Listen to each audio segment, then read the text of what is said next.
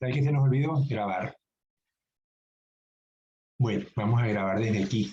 Eh, Como esta clase está grabada del otro grupo, les voy a poner la grabación disponible del grupo B para que la tengan, porque todo lo que dijimos de cultivo no se quedó grabado. Vamos entonces a iniciar con el siguiente tema.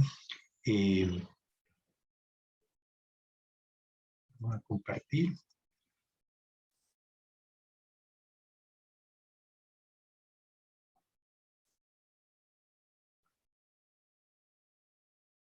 Dime, Lady, si se ve.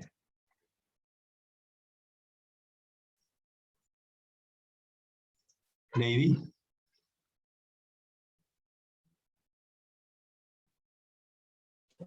Sí, profesor, sí se ve. Okay. Gracias.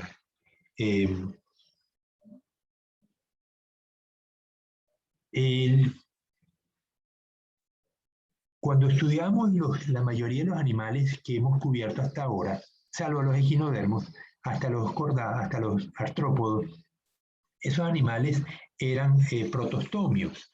Proto significa que la boca surge de una cavidad primaria, como es el arquenterón. Cuando el cigoto se forma, comienzan las divisiones y la célula pues va formándose una mórula, una pelota llena de células en aquellos individuos donde el huevo, vamos a poner una imagen, a ver si la tengo acá. Ok, esta la vamos a ver posteriormente, pero me interesa la imagen porque aquí tengo el cigoto, ocurre la fertilización, se empieza la división, la primera división celular, vemos que los cromosomas están en metafase, luego las células se dividen completamente. Esta división completa no es correcta en muchos animales. En el huevo, en la gallina, por ejemplo, el cigoto no se divide completamente porque la célula es demasiado grande. Entonces tenemos un núcleo, lo que llamamos el polo animal y el polo vegetal en el huevo de gallina, donde en el polo animal ocurre la división, en el polo vegetal las células pues o no se dividen o lo hacen muy lentamente. En este caso, las células se dividen completamente y va formando pues una mórula. Esta mórula, aquí dice 64 células, pero luego se va a formar una gástrula didérmica. Fíjense cómo se imaginó. Aquí se formó una invaginación, las células siguieron creciendo, pero se metieron hacia adentro y se formó una gástrula didérmica con dos capas. Esta boca que vemos acá, en los protostomios, va a ser la boca del animal en algún momento, cuando el desarrollo embrionario termine. En el caso de los deuterostomios, como es el caso de los equinodermos y los ketognatos, que es el que estamos viendo, no ocurre así. Esta boca se va a cerrar y la boca del animal va a surgir de otro sitio. Por eso se llama deuterostomio. Deutero es posterior. El Deuteronomio es el último libro del Pentateuco, los 5 libros de la Biblia primitiva, el Torá. Deutero significa posterior, proto significa primario, ¿no? Entonces, protostomio, la boca surge del arquenterón, deuterostomio, la boca surge de un sitio posterior. Eso es lo que significa deuterostomio, ¿no? Entonces, los deuterostomios son un grupo de organismos que supuestamente han evolucionado más recientemente, aunque estos animales están desde hace pues, muchos millones de años con nosotros, ¿no? En el particular, pues ya vamos a empezar con estos animales, los dos filas que vamos a ver hoy. Vamos a empezar con los ketognatos, vamos a seguir con los urocordatos y los tunicados, y mañana vamos a ver taliaceos y larvaceos, ¿no? Esto nos permite identificar que estos organismos están en algunos ecosistemas en los cuales son importantes. Los ketognatos son planctónicos en su inmensa mayoría. Aquí los vemos. Su tamaño puede ser de 2 milímetros hasta 12 centímetros. pero en su gran mayoría son animales pequeños. Lo que yo he visto son planctónicos, están del zooplancton y miden apenas, si acaso, 1 centímetro, si acaso, ¿no? Estos animales son conocidos como gusanos flecha porque ellos se desplazan por pulsos, se lanzan en un pulsito, luego se dejan, quedan tranquilos, y van sedimentando, luego otro pulso más y así van como si fueran flechitas avanzando, ¿no? Abajo vemos, comparen el getornato, la cabeza está hacia abajo, con 4 copépodos que tienen los alrededores. Estos animales pues comen larvas de peces, como están viendo al medio. Este animal pues capturó esa larvita de pez y a pesar de lo grande que se ve la larvita, el animal la muerde, le inyecta veneno y la larva pues queda inmovilizada y luego la puede movilizar y tragársela y digerirla, ¿no? Igual pasa con los copépos, me ha tocado pues cuando estoy analizando muestras de plancton que el animal tiene copépos adentro del estómago. Dice que se conocen 70 especies, todas son planctónicas, marinas, una es bentónica, el tamaño de 2 a 120 milímetros, usan tetrodotoxina, pero no se sabe todavía dónde la produce y cómo la produce. Tetrodotoxina la habíamos visto que se llama tetrodotoxina porque el pez tetrodóntido, el fugu en Japón, que es altamente apetecido, pero el hígado es sumamente peligroso porque si no se prepara bien o el hígado contamina la carne del pez, pues lo más probable es que la persona muera, ¿no? Es un veneno sumamente poderoso, pero no lo produce el pez, lo produce un dinoflagelado bentónico que vive encima de las rocas donde el pez está viviendo. Los tetrodóntidos son el pez erizo, es uno de ellos. Eh, eh, Aquí no recuerdo los nombres comunes de los tetrodóntidos, pero tienen los dientes fusionados. Los diodóntidos tienen los dientes, la mandíbula superior e inferior, los dientes de la mandíbula superior están fusionados y forman como parecen un loro, ¿no? Y ellos pues comen el sustrato que está sobre las piedras, las algas, los animales que están sobre las piedras, pero también están los dinoflagelados. Entonces, de esa manera, el pez se contamina con la tetrodotoxina, aunque para él es inmune a la tetrodotoxina. El problema es que la acumula en su hígado y si uno no lo prepara bien, pues puede ingerirlo y morir. Pero en Japón hay chefs especializados en preparar fugu, y la gente pues está dispuesta a pagar unos precios exorbitantes por comer ese pececito, ¿no? Bien, el pulpo del Pacífico, Apaloclena maculosa, también tiene tetrodotoxina, pero les digo, no se sabe cómo el animal, al menos en el caso del ketornato, no se sabe cómo se produce, ¿no? Algunos se parecen a los agelmintos, se parecen a los nemátodos, pero su embriología revela que son deuterostomados. Carecen de sistema circulatorio, respiratorio o excretor. Ellos son pequeños y difunden los gases y los productos nitrogenados de las células hacia el celoma y del celoma hacia al exterior, ¿no? Son hermafroditas y con fecundación interna. El macho deposita los espermatozoides en la hembra libera los huevos fecundados al mar, donde va a ocurrir el desarrollo embrionario, como lo acabamos de ver en las imágenes anteriores, ¿no? Una de las importancias de este grupo, ya vamos a ver la morfología, es que transfieren energía desde los consumidores primarios al resto de la cadena trófica. Piensen en esta foto que los copépodos son los animales que están alimentando de bacterias y microalgas. Hay copépodos depredadores y hay copépodos que son parásitos, ¿no? Son carnívoros, comen restos de peces. No es que son depredadores, no son sedimentívoros, sino que se pegan al pez y consumen o la piel del pez o el mucus que cubre a los peces, y esto causa terribles problemas en las salmoneras, en los cultivos de salmón.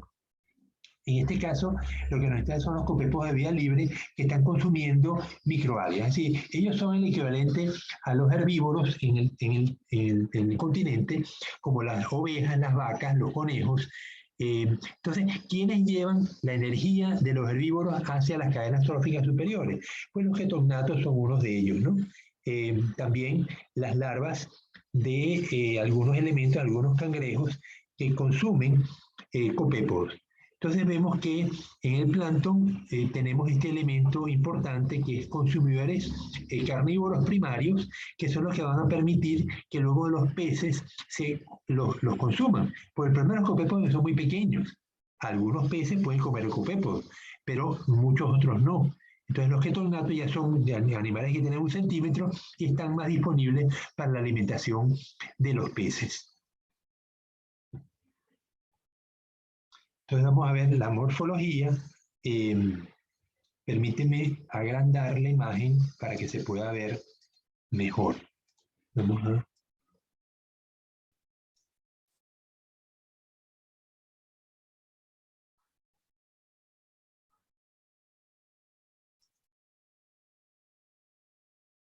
Ok, entonces empecemos por la izquierda. Tenemos la cabeza la vamos a ver en detalle en otra foto que se ve mejor. Vemos los garfios. Tiene el cuerpo está dividido en cabeza, tronco y abdomen y tiene 3 divisiones del celoma. El celoma cefálico, el celoma intermedio del tronco y el celoma de la cola. Vemos que tiene una estructura que han ido subentérico.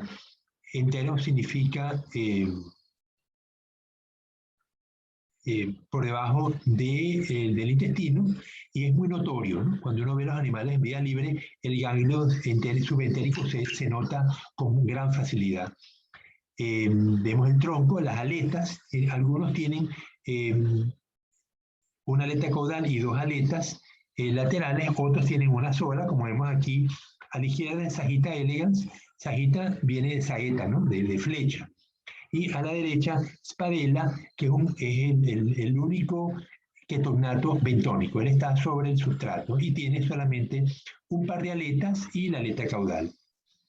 ¿Qué más vemos? El ano, el gonoporo femenino, los testículos en la cola y la aleta caudal. La vesícula seminal.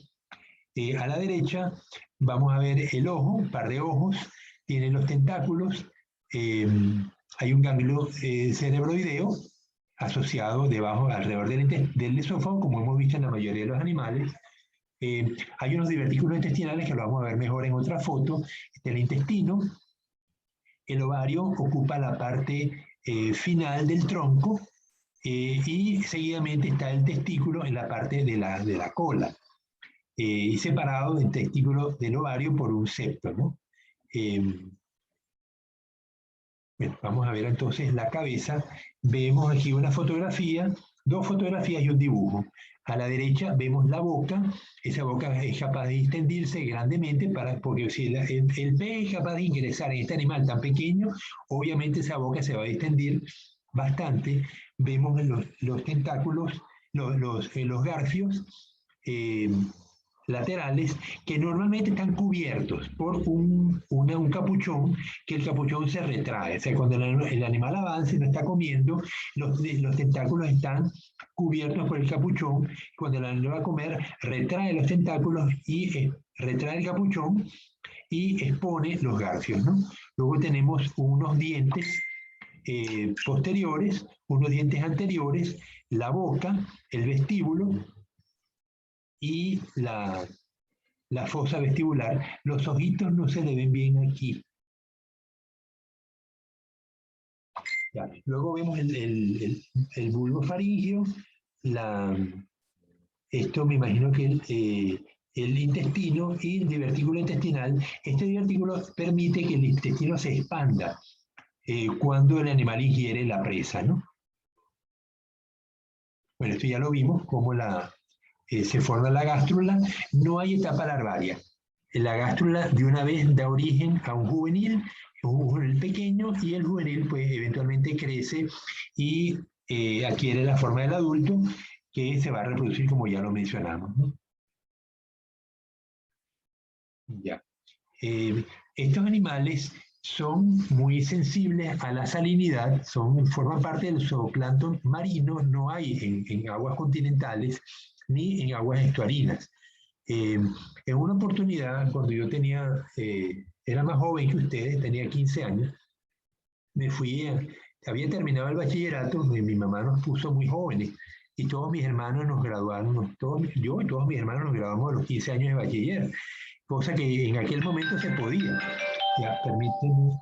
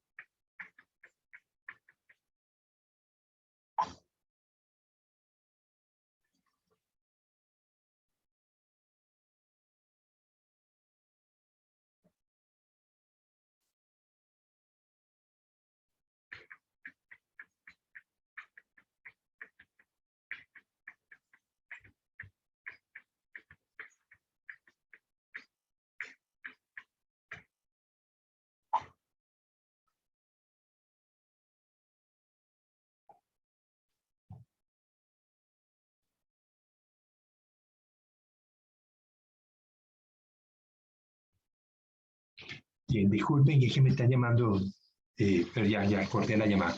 Bien, entonces, les decía que cuando tenía la edad de ustedes, o más joven, tenía 15 años apenas, había terminado bachillerato y me fui de pasante un laboratorio marino que queda cerca de Caracas, donde estaban trabajando en el sistema em, del lago de Maracaibo. El lago de Maracaibo es el lago más grande que tiene Sudamérica, está al norte, entre Venezuela y pegado a Colombia, y allí pues es una zona petrolera muy importante. El lago tiene pues muchos pozos petroleros y los barcos entran a cargar petróleo, pero como es un estuario, los ríos pues drenan mucho sedimento y eventualmente la boca del estuario pues tiende a perder profundidad y los barcos no pueden pasar. Entonces había que dragar el estuario, pero es una... ya vamos a parar esta parte y mostrar eh, de qué estoy hablando, porque eventualmente a usted le va a tocar hacer trabajos como este que les estoy mencionando. Un segundito que voy a mostrarles uno de mis trabajos. Ya lo habíamos visto con la pesca del cangrejo con palangre. Publicaciones.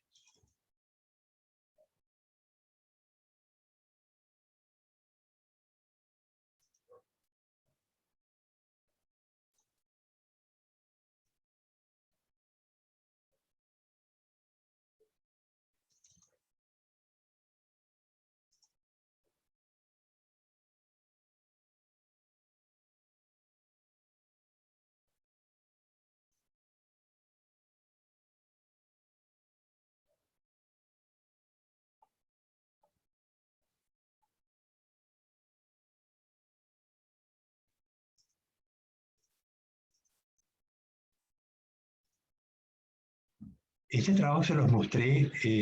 Dime, Lady, si lo estás viendo. Lady. O Juan, dime si lo están viendo. Carlos, cualquiera, que me diga si lo están viendo para poder seguir conversando. Sí, profe, sí se ve. Este trabajo yo se los mandé para que lo tuvieran. sobre la pesca de cangrejos en el agua de Maracaibo, o sea, la jaiba, pero lo que me interesa es la foto, ¿no?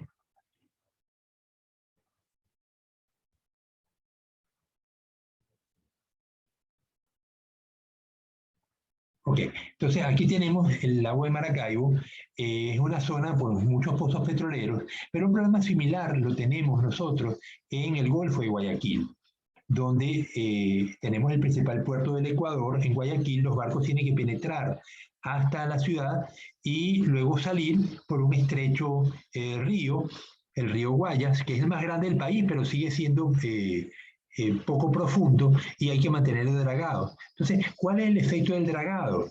El agua en la boca de los estuarios se estratifica.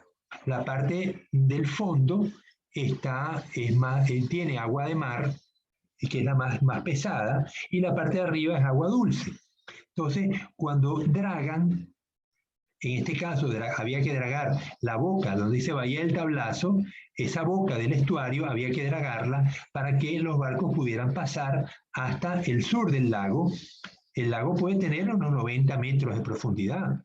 Y no hay problema, pero la boca es estrecha y poco profunda, entonces hay que dragarla. Pero, ¿qué pasa cuando uno draga? Uno permite entonces entre agua salada al estuario y eso puede perturbar el contenido salino de todo el ecosistema. En estos ecosistemas, en particular el agua de Maracaibo, tenemos una pejería muy importante de cangrejos, de jaivas, y muy importante de camarón. Entonces, perturbar el ecosistema puede tener implicaciones económicas muy grandes. En el caso del río Guayas, el problema puede ser menor, porque como el río fluye normalmente hacia el mar, la penetración de agua de mar en el estuario del río Guayas eh, eh, quizás es menos importante, hay menos peligro de que la parte de arriba, cercana a Guayaquil, se vaya a salinizar, porque el flujo de agua es tan grande que aunque draguemos, no va a tener mayor impacto. Pero en el caso de un lago, donde el flujo de agua no es tan grande, sí puede tener un impacto. Entonces, la cuestión es que ellos tomaban, ¿cómo medían cuánto penetraba el agua antes y después del dragado? Pues había que usar, podemos medirlo, ¿no? Podemos medir con salinómetro o podemos medirlo también con componentes de la población. Entonces yo mido el plancton dentro del lago, en el medio y afuera en el Golfo de Venezuela, y veo cómo la población se altera, si acaso se altera en contenido del zooplancton. El zooplancton es muy sensible muchas especies de zooplancton son muy sensibles a los cambios de salinidad y en particular los ketornatos. Estos animales son indicadores de aguas oceánicas. Si yo veo que me desaparecen los ketornatos, eh, significa que tengo aguas estuarinas. Entonces, justamente, la presencia de ketornatos era una de las medidas que se usaron para ver perturbación del ambiente producto del dragado. Entonces, eso era el tema que les traía a colación para que vean que el estudio de distintos organismos nos permite tener bases para eventualmente surja un problema y esas bases nos van a permitir solucionarlo. Porque aquí necesitamos especies indicadoras y muchas especies de ecopepo pueden ser eurealinas, o sea, pueden ocupar ambientes con muy diversa salinidad, pero en el caso de los ketornatos o en el caso de los equinodermos son estenoalinos, o sea, no soportan grandes cambios de salinidad y eso me sirven como especies indicadoras de la penetración de aguas marinas dentro de un ambiente estuarino, como es el caso del agua de Maracaibo o como pudiera ser el caso del río Guayas.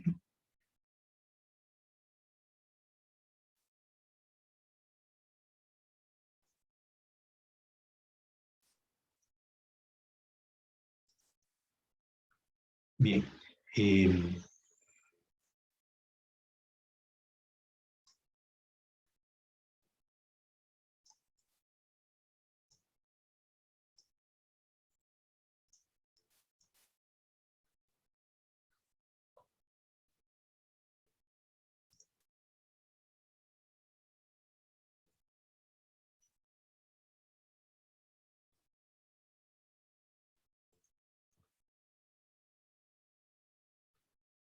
Ok, entonces aquí tenemos el siguiente grupo, el filo Urocordata.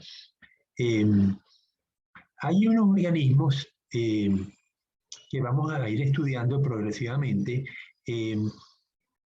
Ellos también, algunos son planctónicos, otros son bentónicos, son planctónicos como larvas, pero luego se fijan al sustrato y forman unas comunidades importantes. En este caso vamos a ver las ascidias. Las ascidias son chorritos de mar. ¿Por qué las llaman chorritos de mar? Porque cuando uno las toca, se contraen y produce un chorrito. También uno las puede agarrar y apretarlas y van a ver que sale un chorrito de agua, ¿no? Entonces, pueden ser coloniales. Lo que pasa es que yo necesitaba que las identificaran. Bueno, aquí las vemos, ¿no? Aquí se las presento. A la derecha hay unos animales que son casi transparentes, son muy bonitos, y vemos entonces que tiene una faringe con un sistema filtrador, y el cuerpo, el intestino, pues lo vemos abajo, ¿no? En la parte oscura. Y ellos forman parte de las comunidades incrustantes en los litorales rocosos. Sobre todo están distribuidos en la zona menos profunda del litoral. Y no es que tengan simbiosis aunque no me extrañaría, ¿no?, que llegara a tener simbiosis con algún dinoflagelado, pero no lo vi reportado en la literatura. A la izquierda vemos animales más comunes. Vemos que tiene dos sifones, el sifón de arriba, sifón inhalante, y el sifón exhalante, y el grueso del animal es la gran faringe filtradora, como lo vemos aquí arriba a la derecha, ¿no? Abajo vemos que tienen algunos colores bien bonitos, bien llamativos. Vemos que ellos forman parte de las comunidades incrustantes en el litoral rocoso. Entonces, algunos son solitarios, como estos que estamos viendo acá, y otros forman colonias, donde en la colonia ellos comparten un atrio, ¿no? El sifón inhalante, lo vemos que aquí tiene 1, 2, 3, 4, 5, 6 individuos, tiene esta colonia. La de abajo tiene 2, 4, 6, 7. Tiene el sifón bucal o el sifón inhalante, en la túnica, que es compartida por el grupo que forma parte de la colonia, y el sifón exhalante, que es común para todos, ¿no? A la derecha lo vemos mejor especificado. Vemos la túnica, que constituye el cuerpo de la colonia, luego el canal inhalante, el sifón bucal, la gran faringe, por la cual el animal filtra, el corazón, el estómago, el ano, que drena hacia el atrio, que es común, y el atrio, pues hay unas células ciliadas que permiten que haya una corriente que ingresa por la boca y sale por el sifón exhalante común. Aquí vamos a ver un individuo solitario. Vemos entonces el sifón bucal o el sifón inhalante. Hay unas estructuras que evitan los tentáculos orales, que son las que evitan que pasen partículas muy grandes. Tienen que ser partículas muy pequeñas que van a ser filtradas por la faringe. Aquí vemos la canasta faringe, que ocupa la gran parte del cuerpo, y esto está lleno de agua, ¿no? Por eso es que cuando uno lo fastidia, los sifones se trancan, pero producen un chorrito, que es el que sale por el sifón, sale por los dos, ¿no? Sale tanto por el sifón bucal como por el sifón exhalante. Vemos que tenemos el endostilo, es una estructura que produce mucus y permite que ese mucus fije las partículas que van a ser filtradas por la faringe. El endostilo está relacionado con nuestra tiroides. La tiroides usa la aminoácido tirosina para producir la tiroxina. Y la tiroxina es una hormona que tiene que ver con el proceso alimentario.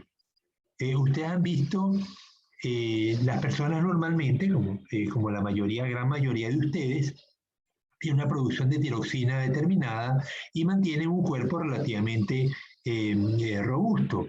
Sin embargo, hay unas personas que producen muy poca tiroxina. Ese hipotiroidismo conduce a una acumulación excesiva de alimento y las personas se ponen obesas, al extremo de que han visto, a lo mejor en películas o en YouTube, personas que son tan grandes que no se pueden mover, están postradas en la cama permanentemente porque son tan grandes que sus piernas no darían para levantar un peso de 300 kilos. Eso es resultado de una débil producción de tiroxina por parte de la hipófisis. Bueno, pues el endostilo tiene que ver con esto también. Estos son cordados, ¿eh? Estos son protocordados o están en la línea. Estos animales tienen notocordio, igual que tenemos nosotros en nuestra etapa primaria durante nuestro desarrollo embrionario. Entonces vemos la hendidura faríngea, la túnica, la pared del cuerpo. Vemos luego el esófago, que deriva de la faringe, el estómago y el intestino, que drena al atrio, donde va a ser expulsada las heces, ¿no? Luego vemos el corazón, que está en la base de este organismo. El sistema aquí circulatorio es cerrado, a diferencia de lo que habíamos venido viendo en moluscos y artrópodos, y tiene una curiosidad. Este corazón late en un sentido y luego de unos minutos late en el otro. Es decir, la sangre circula en ambos sentidos. Es la primera vez que vemos organismos con esta capacidad de poder invertir el flujo sanguíneo. No importa cómo fluya, la sangre va a permitir que el filtrado continúe, ¿no? Esta faringe pues también funciona como el lugar de intercambio gaseoso. De hecho, la túnica es casi impermeable, así que aquí no ocurre esto de que el intercambio gaseoso tenga lugar por la superficie del cuerpo, salvo en holoturios muy pequeños, ¿no? En la gran mayoría, pues la túnica es muy gruesa y no hay manera de que haya intercambio gaseoso a través de la túnica, pero la gran faringe, pues, lo permite. Vemos que son animales hermafroditas, tienen un testículo y un ovario. Hay un oviducto que libera los espermatozoides al atrio y los espermatozoides son liberados al ambiente, al plancton, y penetra en el cuerpo de otro organismo y fecunda los huevos. No hay autofecundación, seguramente porque las gónadas no maduran al mismo tiempo. Estos animales tienen una capacidad sorprendente de acumular metales pesados. Uno de ellos es el vanadio, perdón. Hay unas células especializadas llamadas vanadocitos que tienen una capacidad sorprendente de acumular vanadio. El vanadio es un metal pesado que está en una concentración de 10 a la menos 8 en el agua de mar. Sin embargo, en la concentración sanguínea de este animal, el vanadio, en los vanadocitos puede estar en concentración de 1 molar. Es decir, que es capaz de concentrar 10 a las 8 veces el vanadio y extraerlo del agua de mar. Eso realmente es una capacidad sorprendente. También otros concentran el tántalo. El tántalo es también otro metal pesado que rara vez uno se lo menciona, uno lo ve en la tabla periódica, pero de ahí a que haya cloruro de tántalo, por ejemplo, eso rara vez nos lo menciona. Pues estos animales se especializan en concentrar estos metales medio raros, ¿no? El vanadio es un elemento altamente antioxidante y tiene también la capacidad de formar ácido sulfúrico. Entonces, ese ácido sulfúrico y el vanadio se depositan en la túnica y vemos que a pesar de que los animales están en una comunidad incrustante, ellos están limpios. Fíjense que ellos no tienen animalitos creciendo sobre ellos. Y se sospecha que esto es debido a la acumulación de vanadio y de ácido sulfúrico en la superficie del animal, en la túnica del animal. Si un animal trata de morderlo, pues se va a llevar una sorpresa, ¿no? Un chorro de ácido sulfúrico en la boca, pues no debe ser agradable para ningún animal, ¿no?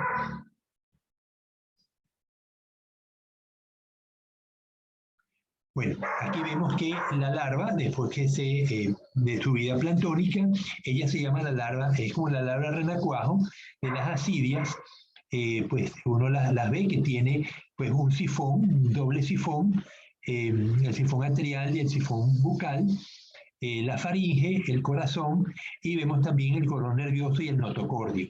Ese notocordio va a degenerar cuando el animal se fija. Fíjense que él se fija por la parte frontal y se va eventualmente, va a ocurrir una metamorfosis donde él va a degenerar el notocordio y el canal atrial, el canal bucal, va a cambiar de posición. Los canales que estaban en la parte lateral van a pasar a estar en la parte de arriba del animal. Vemos entonces que el corazón que estaba en el borde derecho pasa a estar en el fondo, en la base donde el animal se fijó. Bueno, mañana vamos a ver, a seguir con este tema y vamos a ver los taliaceos, que son organismos planctónicos toda su vida. Los tunicados solamente están en su vida libre como larvas, ¿no? Como la larva renacuajo. Pero ellos se fijan al fondo, mientras que el resto de los urocordados, como las talias y los larvaceos, son planctónicos toda su vida. En el plancton tenemos, en el zooplancton tenemos dos grupos de organismos, los que pasan toda su vida en el plancton, como el larvaceo, los getognatos, los taliaceos, ellos se llaman holoplancton, y meroplancton es el resto, como larvas de anélidos, larvas de moluscos, larvas de artrópodos. Ellos pasan su etapa larvaria en el plancton y luego que adquieren, son juveniles, alcanzan la etapa juvenil, se fijan, abandonan el plancton y se fijan en el fondo o en la columna de agua donde le corresponda, ¿no? Las larvas de peces también son meroplancton. Entonces, bueno, mañana vamos a seguir con este tema. No sé ni qué hora es. 8:47. Ya, lo que pasa es que tengo que prepararme para la siguiente clase. Profe, ¿le puedo justificar a Melanie Mora? Sí, ya le pongo la notificación. Mora. Buen día, profesor. Ya, sí, A Lucía Fernández también, porfa. ¿Cómo se llama el primer apellido de Fernández? Lucía Fernández Lucía. Fernández María Lucía. ¿Listo? Anchundia Benítez. Ya, que no me está marcando. Ania Mariuxi. Sí. Anchundia. Bien, listo. Y el primero que me dijeron es Fernández María Lucía. ¿Alguien más? Sí.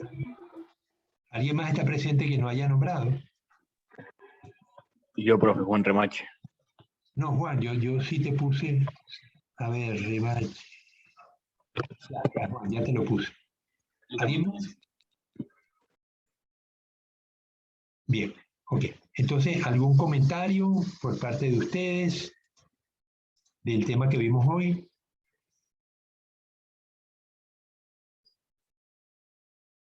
Bueno, si no, entonces nos vemos mañana para continuar con los taliaceos, los larvaceos y los cefalocordados. Mañana vamos a hablar también de las exposiciones que necesitamos para las semanas que vienen. Vamos a, la última semana de agosto ya les pasé ayer el nuevo esquema que aprobó el Consejo Universitario estos días. La última semana adelantaron los exámenes de segundos parciales. Era la primera semana, la segunda semana de septiembre, lo adelantaron a la última semana de agosto. Y pues vamos a tener 2 semanas dedicadas a exposiciones sobre temas de invertebrados. Eso lo vamos a ver mañana.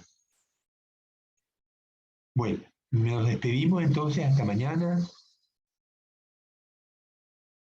Chao, Pierina. Hasta mañana. Chao, Lucía.